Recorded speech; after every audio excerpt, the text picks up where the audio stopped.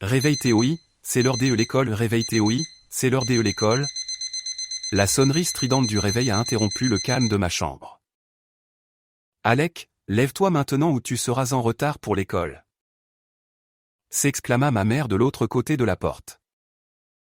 Juste 5 minutes de plus, murmurai-je, emmêlé dans les draps et la couverture. Dans un tourbillon somnol, j'ai roulé du lit et atterri sur le sol avec un bruyant. Alec ? Moi, sa voix s'est infiltrée avec inquiétude dans le couloir, il serait prudent que tu te lèves et que tu ailles sous la douche. Je suis déjà réveillé, ai-je répondu, encore endolori par la chute, mes mains n'avaient pas réussi leur mission de me protéger. Après une brève lutte avec la gravité, je me suis dirigé vers la salle de bain de ma chambre, trébuchant dans la tentative. Finalement, je me suis débarrassé des draps et de mes vêtements avec un effort résigné. J'ai pris un moment avant d'éclairer la salle de bain, protégeant mon visage avec la paume de ma main gauche. Devant le miroir, j'ai finalement activé l'interrupteur, murmurant Husk. Le surnom qui me poursuit depuis que j'ai changé d'école en raison de mon apparence distinctive. Mes boucles dorées parsemées de rouge et mon teint pâle se démarquent devant le grain de beauté cramoisi qui s'étend du côté gauche de mon visage jusqu'à la poitrine et au dos. Cependant, ce qui attire vraiment l'attention, ce sont mes yeux, l'un de couleur bleue et l'autre jaune. En étudiant attentivement mon reflet, j'ai chuchoté, alors c'est ça d'avoir 9 ans. Avec une moue de mécontentement, je me suis plaint comme je le fais chaque jour. Je suis encore un nain.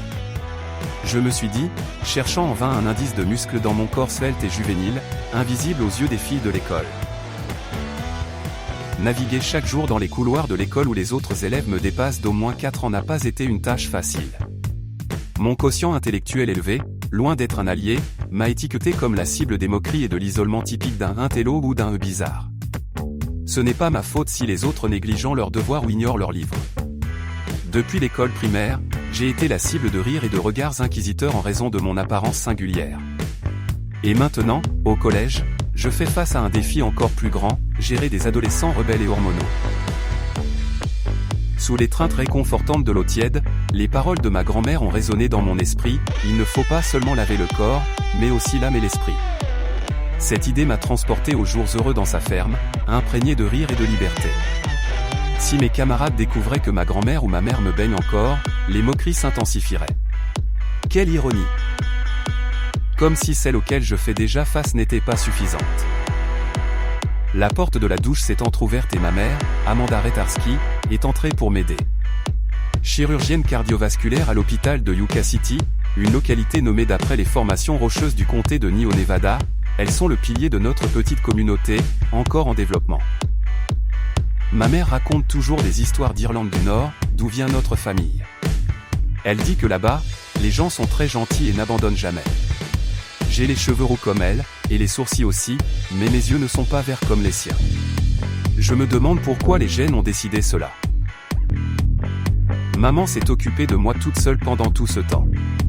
Elle est très forte et ne se plaint jamais, même quand les choses sont difficiles. Parfois, je pense qu'elle ne comprend pas pourquoi je pense de la façon dont je le fais.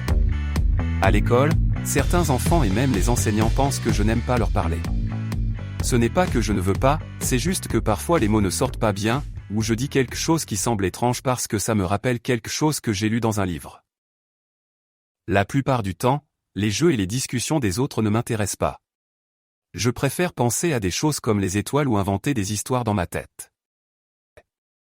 À l'école, certains enfants et même les enseignants pensent que je n'aime pas leur parler. Ce n'est pas que je ne veux pas, c'est juste que parfois les mots ne sortent pas bien, ou je dis quelque chose qui semble étrange parce que ça me rappelle quelque chose que j'ai lu dans un livre. La plupart du temps, les jeux et les discussions des autres ne m'intéressent pas.